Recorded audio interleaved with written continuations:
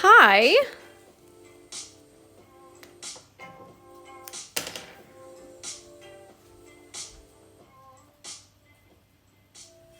It was a bit too loud. Hello. Jessa, or Jess, says, so excited to catch a live from Idaho. And TMC Stone, yay, I made another live.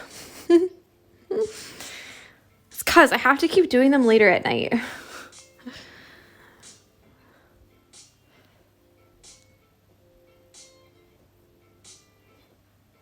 Huh. I've got like a weird thing in my video.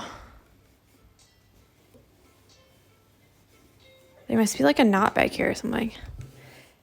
There is a knot. It looks like there's like hairs back there. Can you see it? Weird. Okay, so today is probably one of almost the last day of doing leaves. So after this, we have one more kind of stem stalk type situation to do. And then we will fill in some floofy one over here. And what else? I feel like I'm missing one. I'm 1,000% missing one. Yeah, I'm missing one. So we have 2 more to do. Sorry. 3 more to do. Sorry. But that's okay. We'll get there in the end. Watching from work. Love catching a live. I'm glad you guys like them so much. It makes me feel better. Okay. So we have a little bit more drawing to do today, but we're almost finished drawing, I promise. So this one is just some leaves for this little guy, and we're going to fill them in using the split stitch. And I know we just did the split stitch yesterday on the paid version, but we didn't do the split stitch yet for this one. So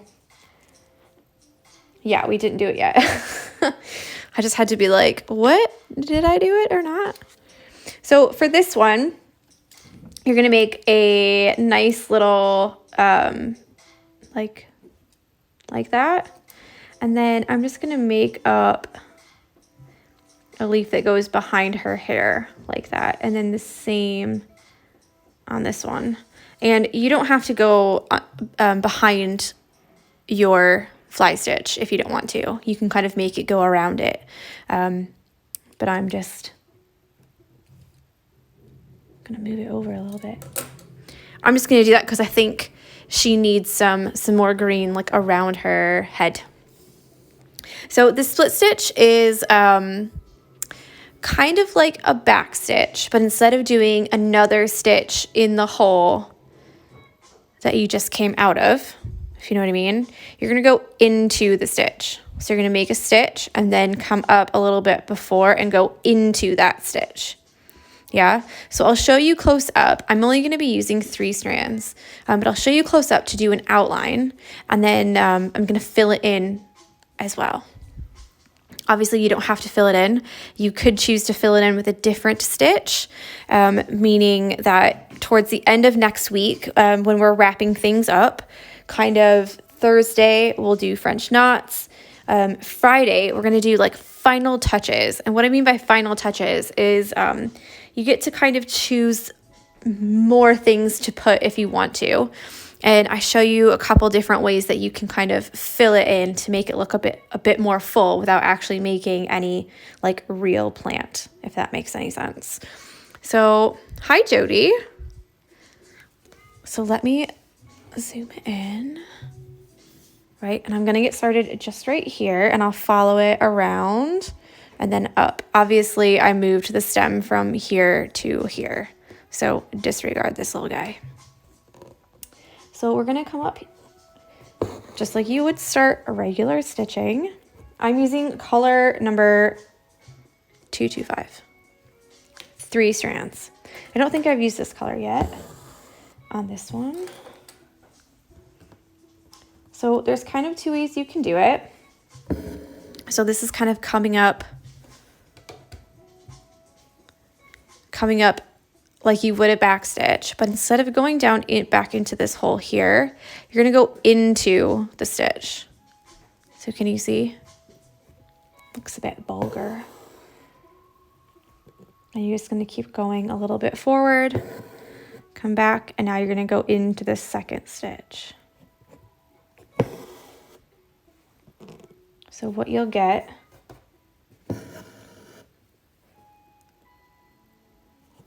is like you're literally splitting the stitches, split stitch. And whenever I get to the very end, I like to do a little half stitch and go and split this stitch again, because if you don't, you're gonna have this really long one here where all the other ones are all split.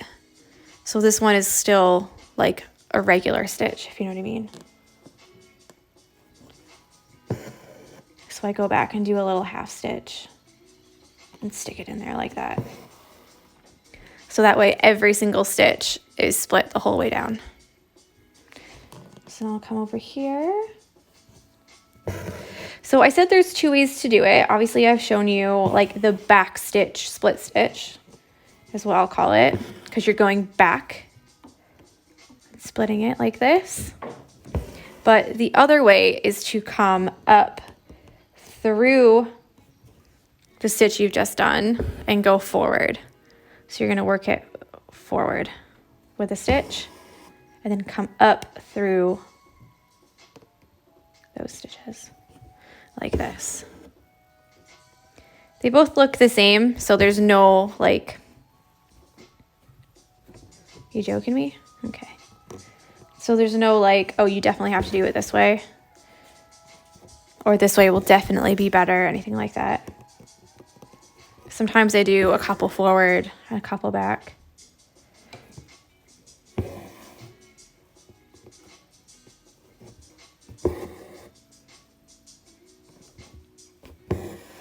I did have a question yesterday or the day before about choosing colors, like how to choose which colors that you're going to do, because obviously we have so many things going on. How do you basically choose the right colors? And for me, any color will work. So that's why for the stitch along, we didn't actually have a color palette. So I did make a color palette, if you know what I mean. I've like given colors that you could use for the paid stitch along. And I've given the colors that I've asked for from Anchor Threads. But you could use any color. The only thing that I really look for is that one flower, if it's gonna look okay. So for this like purple and blue, I'm trying to choose a color that kind of complements that and doesn't look too like wonky. Like the light isn't very good, but like I probably wouldn't choose this color because it's a little bit yellow, and to me it doesn't really look nice with these colors. But you could pick like a darker color, like a much darker color, and I feel like that could work. Or you could do like a much lighter color with not as much yellow. So I said before, I could do color theory like all the time. And it's really boring to some people, so I won't. Hi, Meg. But yeah, I think it's like, hi, George. That's a treat. Yeah, I think like the more that you work with colors, you kind of see like what their undertones are and what colors there are in there. So each color is obviously like made up of other colors. So there's that. Someone just said, I find that as I'm stitching, my strands are separating and not looking as nice. Any tips? What do you mean separating? Like this part here.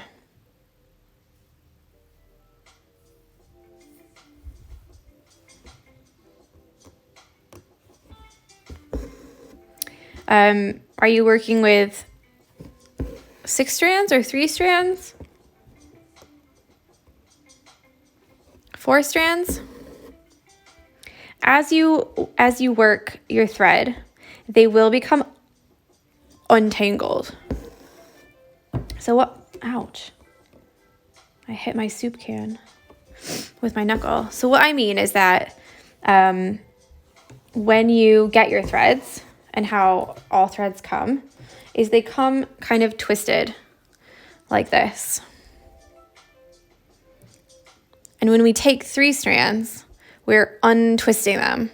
So it depends on how you are taking your strands out. Are you pulling them out one by one and then kind of making them go together? Or are you separating them like in a Y method, like I've done before? Like this. So you take 3 and 3. And I call it the Y method because you kind of make a Y. Yeah? So which way are you doing it? We will get to the root of the problem. The Y method. Okay, so you'll notice that after you, I've just pulled the wrong one, so now these are all gonna be tangled up. Look what I've done. So you'll find that after you take them out of the Y method, they're not as tangled as before. Not as twisted, I should say. But they still should have a little bit of twist to them. Sometimes what I'll do is kind of go like this with them and twist them back. And it's obviously not like a solid, like foolproof method, but it does like twist them up a little bit more. But any thread, as you work with it, they will become more untangled like this. So the best thing I can say is to try and keep, when you pull your needle through, to hold all of the threads as well as you're going, and make sure that not one thread is like much longer than all the other ones. So try to keep them all together, if that makes any sense.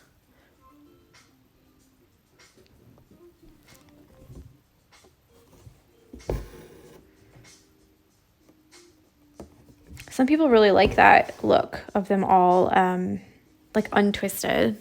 They say that like it lays like nice and flat.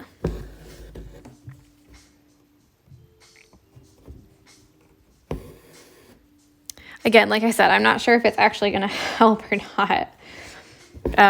But they'll naturally do that because they've been like twisted like that, like on purpose. So it's kind of like, as we're working with them, we are untwisting them because we're repeatedly kind of pulling them through the fabric like this. Yeah. And it's the same with like any kind of knot. The more times like you, not knot, but like hair, you know, the more times you go like this, the more times it kind of smooths it out. It makes it untwisted. So there's that. I am going to fill these in with the split stitch, so I'm just going to keep on stitching. You'll notice that it's kind of like thread painting almost, and it's kind of like long and short stitch, like all put together, because there's going to be long stitches and short stitches, but there's no pattern. So it's just, you're just filling it in like willy-nilly. You're just going up long stitch and splitting it. So I often like to go up a little ways like this and start in the middle, or even just up a ways, and do a little line. And I'm just passing my needle under this thread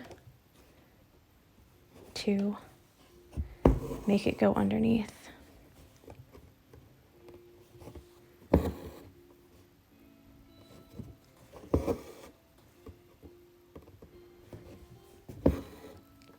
This is really great for like blending colors if you have, if you want to do like a sunset, or if you want to blend colors together that's not needle painted.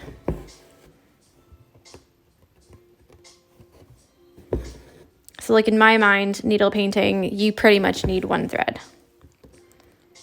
But for like a split stitch type thing, you can get away with 3, 4, 6. It just depends on how big your hoop is. But it gives a nice little texture there. And I like that you don't have to do it like in a specific order. Whereas to me, long and short stitch, you have long, short, long, short, long, short. It kind of goes in an order.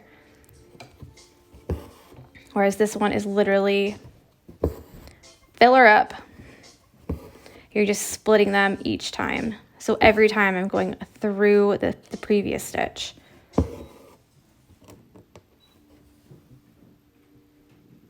Are you whining? Is that you?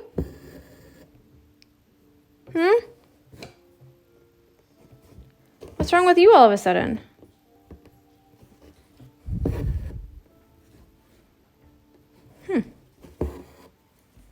Very interesting.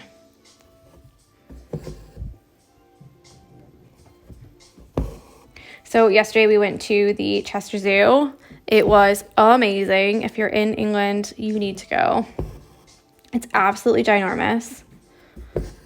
It was pouring down rain as well, so that was not ideal. Just here laying on my feet. It makes it uncomfortable. And it was half term too, so there was just like children everywhere, especially like inside. So there was like the chimpanzees, or like where the giraffes were, like just kids. Everywhere was children, which is fine. But because it was raining, they were like, I think they were getting a bit intense, you know? But yeah, the animals seemed to love the rain. Like they came out and they were just like having the best time. It was so fun. So I cannot wait to show you some photos and videos that I took. My favorite animal, like probably in the world, is a giraffe. And Meg, I'll talk about that in like just a minute because I'm like really excited about that as well. That's going on today. But yeah, me and this giraffe had like such a moment. He was like, or I think it was a she actually. She was like eating her food, and then she like walked across the like entire enclosure and like stuck her head over the fence. So it was like just her little head there, like looking at me and like chewing on this grass, and was just staring at me for the longest time. Like I think I stood there for probably 30 minutes, and she'd go and get more food, and she'd walk over and put her little head just like peering over the side, just staring at me. And I was like, "You're so beautiful, I love you." And then she'd go get more food and then go and chew some more. It was so cute. Like, I love giraffes. So for me, that was like, oh my gosh, that's amazing. And David was like, do you think we could go now? Let's go see some other things. I was like, but the giraffes love me, David. You just had dinner. You literally just ate your food. Greedy. Anyways, Meg's just asked, did David like his gift that you had done? And yes. So last week when we went to the spa, me and my mother-in-law, Carol, we were talking about how I've like never been able to surprise David with anything because one, we like have a joint bank account. And two, like I don't drive. So it's like, it's difficult to even like go and like pick up a surprise dinner, you know, because I really can't, like, unless I have it delivered. It's hard to do surprises. So that was on Wednesday. And Carol called me on Friday and was like, so you know how you said you wanted that unit from IKEA? Next Wednesday, I'm not doing anything, and you guys are going to be out of town anyways. So I could come and put it together for you.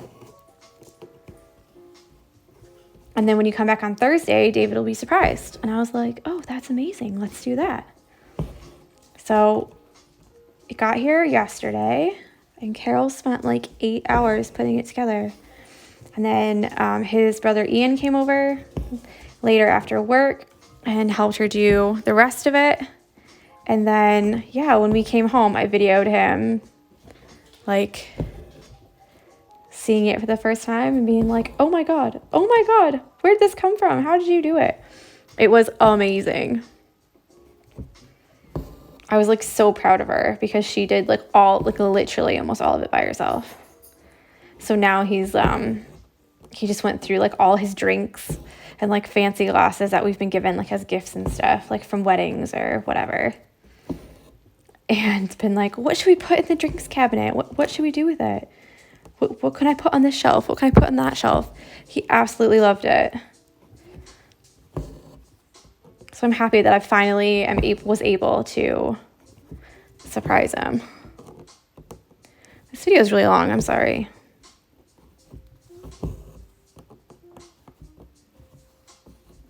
I don't think that one went up through the middle.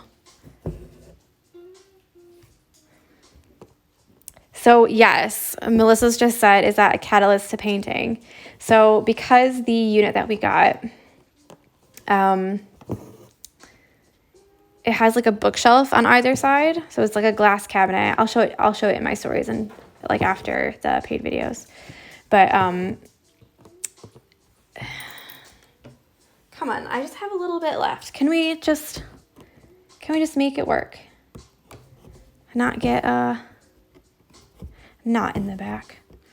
So it's like a glass cabinet on the top, and then the bottom is just like a regular cabinet, like with 2 doors, and then each side is a bookcase. So there's like a bigger, like fatter bookcase on the bottom, and then the top is like some skinnier bookcases. I'll show it to you because I'm doing a bad job at explaining. But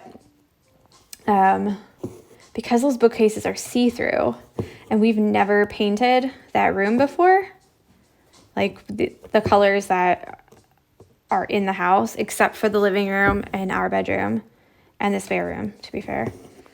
I've pretty much painted all of them white, except for our bedroom, which is like a dark blue. So we've been saying for ages that we were going to paint it. And of course I've asked Instagram, and then all of you had like a different idea and a different color choice, and then wallpaper. And then I was like, too many choices. I don't know what to do with it. I just don't know what to do with it. I'm just going to leave it. Well, after I saw that we were going to get this unit for sure, I'm just going to make this a little bit thicker. I was like, well, now I've got to paint it, because if we get the unit and you can see through it, and we put all the drinks in it, and we fill it with all my stuff, there's no way I'm going to be able to move it. That just ain't happening, is it? So I was like, right, I'm just going to paint it white. I'm just going to do it. So that's what I did on Monday and Tuesday morning before we went to Cadbury World. Was paint all of that.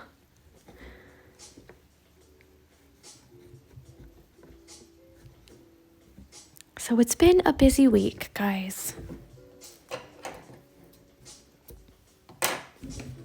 There you go. Split stitch. Ta-da! All right, let me know if you have any questions. I'm off to do the next video so that I can watch Love Island. Melissa says, even better that you were able to surprise them since you had to do all that work. Which, to be fair, all I did was paint the wall and like order it. And Carol had, like, I had it delivered on Wednesday. And then Carol literally spent so long putting it all together. So we went shopping today at like the outlet mall at Cheshire Oaks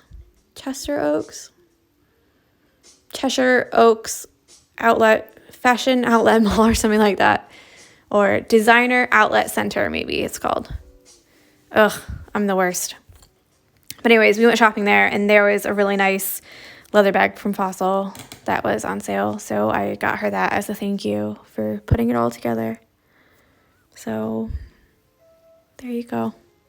All right, I'm off to do the next video. So if you've just joined, then hang on and join the next video as well, and we can keep chatting. So yeah, I hope you have a lovely, lovely, what day is it today? Thursday. I hope you have a lovely, lovely Thursday. Melissa, it was neither our anniversary or birthday. It was just a surprise. All right, talk to you in a minute. Bye.